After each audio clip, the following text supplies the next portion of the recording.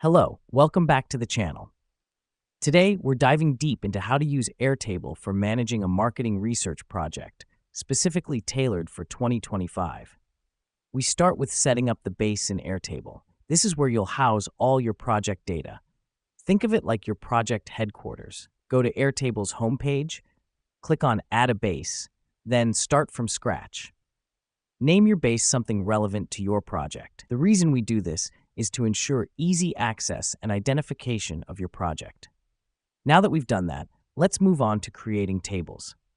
Your base will have different tables for different categories. For instance, you could have tables named Survey Responses, Interview Notes, and Market Analysis. To add a table, click on the plus sign next to your existing tables and name the new table. This helps us because it organizes our data categorically, making it easier to locate specific information. Next up, let's talk about adding records. Records are essentially rows in your table, each representing a unique item. To add a record, click on the plus sign in the leftmost column and fill in your data. We do this to input all our research data into the system, ensuring nothing is left out. Once our records are in place, we'll move on to grouping them. Grouping records in Airtable is an excellent way to categorize your data based on certain criteria. Click on the Group button on the top right, select the field you want to group by, and voila! Your records are now neatly categorized. The reason we do this is to make our data more digestible and to easily spot trends or outliers. Now, let's add views. Views are different ways of looking at your data.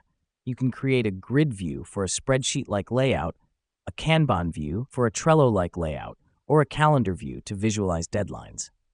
To create a view, click on the Grid button on the top left, then Add View. This helps us because it allows us to visualize our data in different formats, depending on our needs. Lastly, let's share our base. Click on the Share button on the top right and choose whether you want to share the entire base or a specific view. You can also decide if your collaborators can edit or just view the base. We do this to collaborate with our team, ensuring everyone is on the same page. There you have it, a quick guide on using Airtable to manage your marketing research project. By following these steps, you'll have a well-organized, easily accessible, and collaborative base for your project. Remember, the key to successful project management is organization, and Airtable is here to make that easy for you. Thanks for tuning in, and until next time, happy organizing.